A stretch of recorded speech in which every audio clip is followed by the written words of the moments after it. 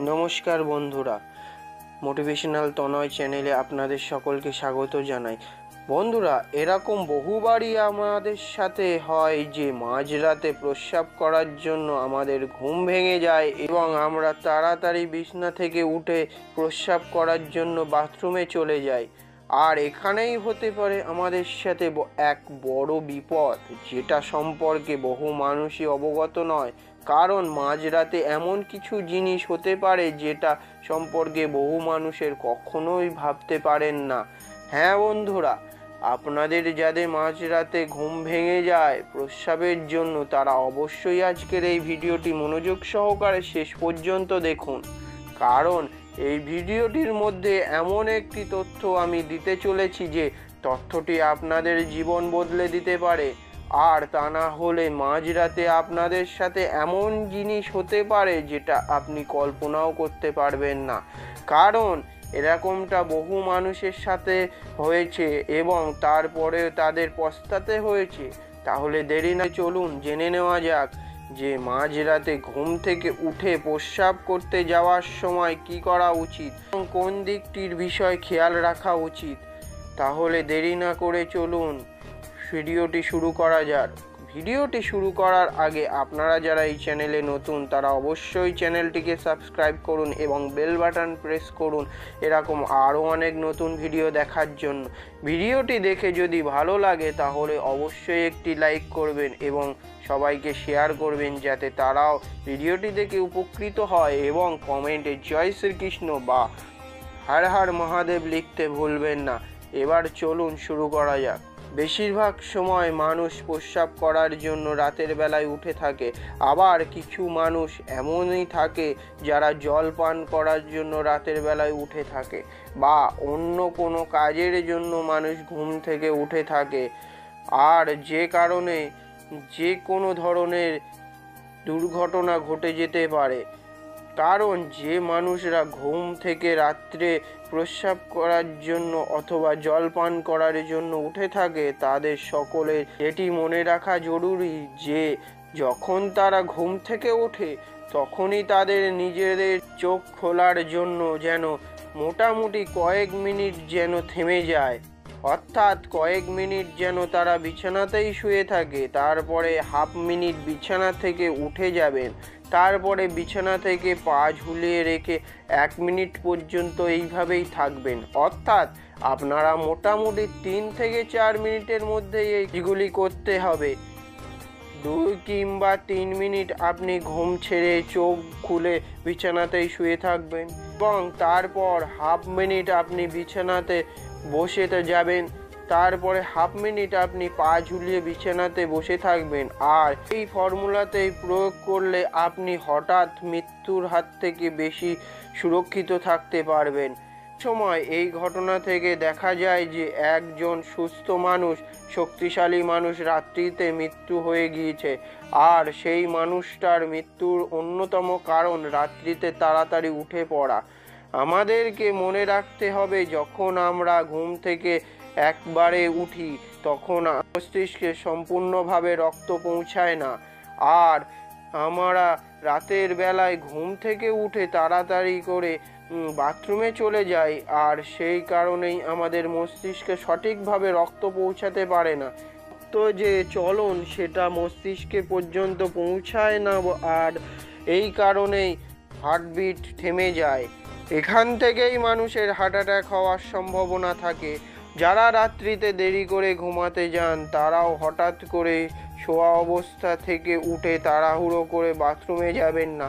আগে উঠে বিছানায় বসুন, তারপরে ধীরে ধীরে বাথরুমে যান, এতে আপনি উপকৃত হবেন।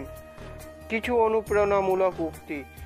সহ্য করতে করতে ধৈর্য হারিয়ে ফেলেছি, তবুও মনকে বুঝিয়ে চলেছি, আজ না হয় কাল সব ঠিক হয়ে যাবে। সফলতা পেতে হলে মধুর মতন মিষ্টি ভাষী হও, ঘড়ির মতন নিয়মিত চলতে থাকো, ফুলের মতন সুগন্ধ দিতে থাকো, পাড়ের মতন মোলায়েম হও, ধাতুর মতন মজবুত হও, তাহলে সফলতা একদিন অবশ্যই পাবে। কেউ একজন খুব ভালো কথা বলেছিল যে মানুষ কাঁদায় না, বরং তার ফেলে যাওয়া স্মৃতি কাঁদায়।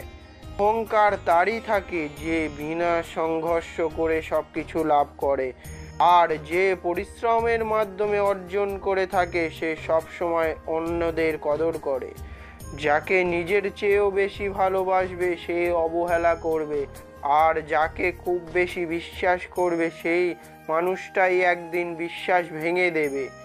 জীবনটা একটু লম্বা হয়ে গেলে নিজের সন্তানেরাও ভালো মতন শিক্ষা দিয়ে দেয়। দুঃখ, ঘৃণা এবং ভয়কে হাসি মুখে বরণ করতে পারলে সংসারে শান্তি আসে। আমি অন্য কারোর খেয়ালে ডুবে থাকা ছেড়ে দিয়েছি। এখন আমি অন্য লোকজনকে নয়, নিজেকে ভালোবাসি। কখনো কখনো অভিমান করাটাও জরুরি, যাতে এটা বোঝা যায় যে আমাকে মানানোর মতন আদৌ কেউ আছে নাকি নেই। ঠিক চাহিদা মেটানোর জন্য মানুষের অভাব নেই, কিন্তু একটা ডিভোর্স বা বিধবা মেয়েকে বিয়ে করে ভালো সংসার দেবে এমন মানুষের বড়ই অভাব। সব মেয়েরা চেঁচিয়ে কথা বলে তাদের মনটা দেখবেন ভালো হয়, পরে তারা নিজেরাই ভুল বুঝতে পারে। যদি কোনো লোক তোমাকে খারাপ বলে তবে তার কথা জবাব দিও না, কেননা হতে পারে এর চেয়েও খারাপ কোনো তার ঠোঁটের কাছেই রয়েছে। তবুও ওর কথার জবাব দেওয়ার সাথে সাথেই সে তার বলতে শুরু করবে। ক্ষতি শত্রুদের দ্বারা নয়, বরং আশেপাশের লোকজনের দ্বারা হয়। কারণ নৌকা বাইরের জলের কারণে নয়, ভিতরের থাকা ছিদ্রের কারণেই ডুবে যায়। কখনো কখনো আপনজনরাই তাদের অপনজনদের এমন তামাশা বানায় যে তারা আর আপনজন বলার যোগ্য থাকে না। কেউ কাউকে ছাড়া মরে যায় না, প্রত্যেকেই বেঁচে থাকে, এক নতুন কারণ খুঁজে পায়। ভালোবাসা শব্দটি পূর্ণতা পায় বিশ্বাস শব্দটির কাছে, যা সবাই অর্জন করতে পারে না। জীবনে যাই হোক কখনো হাসতে ভুলে যেও না, কারণ হাসিটা তোমাকে শক্তি আর সাহস যোগাবে। মেধাবী হয়ে গর্ব করার কিছু নেই, শয়তানও কিন্তু মেধাবী হয়। মনুষ্যত্ব আর সততা না থাকলে সে মেধাবী ঘৃণিত। যারা পরিশ্রম করে সৃষ্টিকর্তা তাদেরকেই সাহায্য করে। মানুষের পিঠ যখন দেওয়ালে ঠেকে যায় তখন তার বিস্ফোরণ ঘটে। 100 মূর্খ পুত্রের চেয়ে একটি গুণী পুত্র ভালো। একটা চন্দ্রের অন্ধকার দূর করে, যা সকলে তারা মিলেও পারে না। কি আশ্চর্য, তাই না? আমরা ভালো থাকবো বলে টাকা উপার্জন করি, আর সেই টাকা উপার্জন করতে গিয়ে আমরা আমাদের সব ভালো থাকা বিসর্জন দিয়ে ফেলি। নিজেকে একা মনে হলে আকাশের দিকে তাকাও, আমরা একা নই, পৃথিবীটা আমাদের বন্ধু। থ্যাংক ইউ বন্ধুরা ভিডিওটি দেখার জন্য। ভিডিওটি দেখে যদি ভালো লাগে তাহলে লাইক করুন, শেয়ার করুন এবং চ্যানেলটিকে সাবস্ক্রাইব করুন, এবং কমেন্টে জয় শ্রীকৃষ্ণ বা হর হর মহাদেব লিখতে ভুলবেন না। Thank you.